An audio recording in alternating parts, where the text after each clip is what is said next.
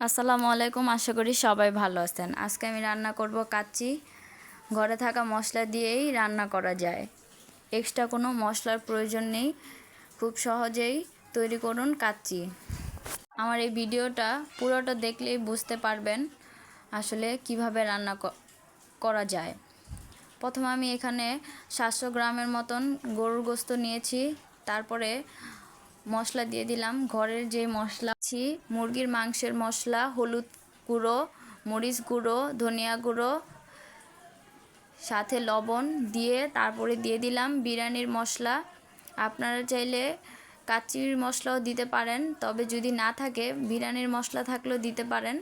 তারপরে দিয়ে দিলাম পেস্ট করে দিয়ে দিলাম বাদাম।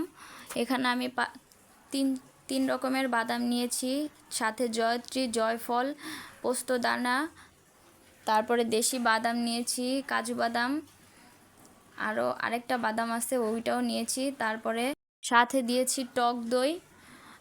টক দইটাও আমার শেষ হয়ে গেছে, তাই আমি এটা ঘরোয়াভাবে তৈরি করে আমি ব্যবহার করেছি।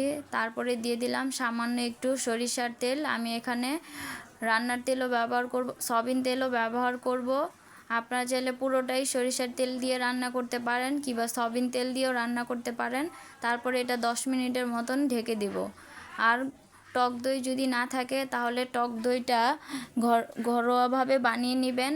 প্রথমে একটু লিকুইড দুধ নেবেন, সাথে 1 পিস লেবু দিবেন কিংবা ভিনেগার দিলেই হয়ে যাবে টক দই, ওইটাও ব্যবহার করতে পারেন। তারপরে এটা 10 মিনিট পরে দেখতে পারতেছেন পানি ছেড়ে দিয়েছে গোস্তর ভিতরে যে পানিটা ছিল। তারপরে আমি এটা ভালোভাবে কষিয়ে নিছি। পানিটা গোস্তর পানি দিয়েই আপনার মাংসটা সিদ্ধ হয়ে যাবে, এক্সট্রা কোনো পানি ব্যবহার করা লাগবে না। তারপরে এভাবে কষিয়ে নিলে পানিটা শুকিয়ে গেলে উপরে তেল উঠে যাবে। তারপরে যদি গোস্ত সিদ্ধ না হয় তারপরে আবার কিছু পানি ব্যবহার করতে পারেন। হালকা আবার কিছু পানি ব্যবহার করে ভালো করে সিদ্ধ করে নেবেন। এখানে আমি কাচ্চির জন্য 4টা আলু নিয়েছি। এই আলুগুলো ভালোভাবে ভেজে নেব। প্রথমে আলুগুলো সিদ্ধ করে নিতে হবে হালকা, তারপরে ঘরের মশলা দিয়েই ভেজে নিতে হবে। আমি এখানে আলুর ভিতরে দিয়েছি হলুদ আর মরিচ, সাথে একটু লবণ দিয়ে ভালোভাবে ভেজে নিয়েছি। আর এখানে পোলার চালটাও সিদ্ধ করে নিয়েছি, কারণ আমার মাংসটা হয়ে গেছে। তারপরে পোলার চালটা সিদ্ধ করার টাইমে অবশ্যই গরম পানি ব্যবহার করবেন, তাহলে পোলার চালটা ভালো থাকবে, ভালোভাবেও ফুটবে। এই যে দেখতে পারতেছেন এখানে 8% সিদ্ধ করে নেব, বাকি 2% ওই ভাপে দিয়ে সিদ্ধ করব।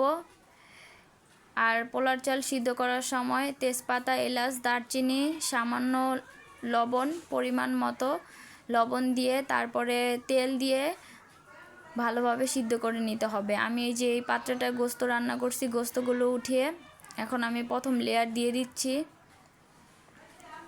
প্রথমে কিছু পোলাওগুলো এখন বিছিয়ে নেব।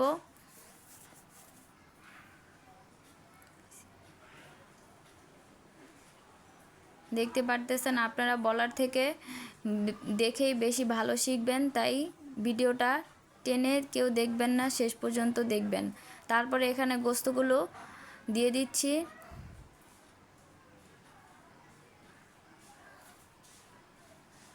উপর থেকে গোস্তগুলো ভালোভাবে সাজিয়ে দিতে হবে, আর তেল যা ছিল সব দিতে হবে।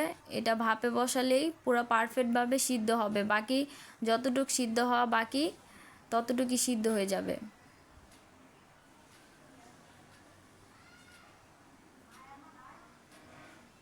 মাংসগুলো এভাবে সাজিয়ে দেওয়ার পরে আমি দিয়ে দিলাম আলু আর ডিম।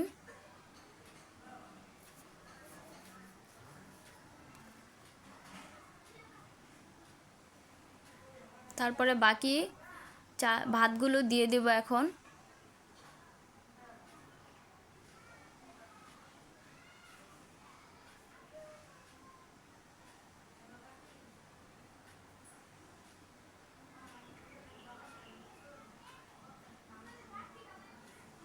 তারপরে ওপর দিয়ে ভালোভাবে এভাবে করে দিতে হবে, যাতে সুন্দর মতো বেরেস্তা দেব উপর থেকে, বেরেস্তা আর ঘি যাতে ভালোভাবে বসে। তারপরে দিয়ে দিলাম একটু জর্দা রং। আপনারা চাইলে এটা স্কিপ করতে পারেন, যদি বাসায় থাকে অবশ্যই দিবেন, শুধু এটা কালারের জন্য, তাছাড়া তেমন কিছুই না। আমি একটু এখানে হালকা পরিমাণ ব্যবহার করেছি। তারপরে দিয়ে দিলাম পেঁয়াজ বেরেস্তা উপর থেকে।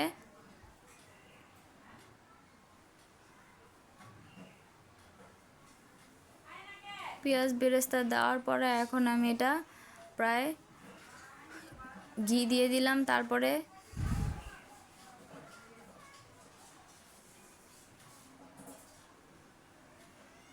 ঘি দেওয়া হয়ে গেলে প্রায় এটা 10-20 মিনিটের ভাপে রাখবো।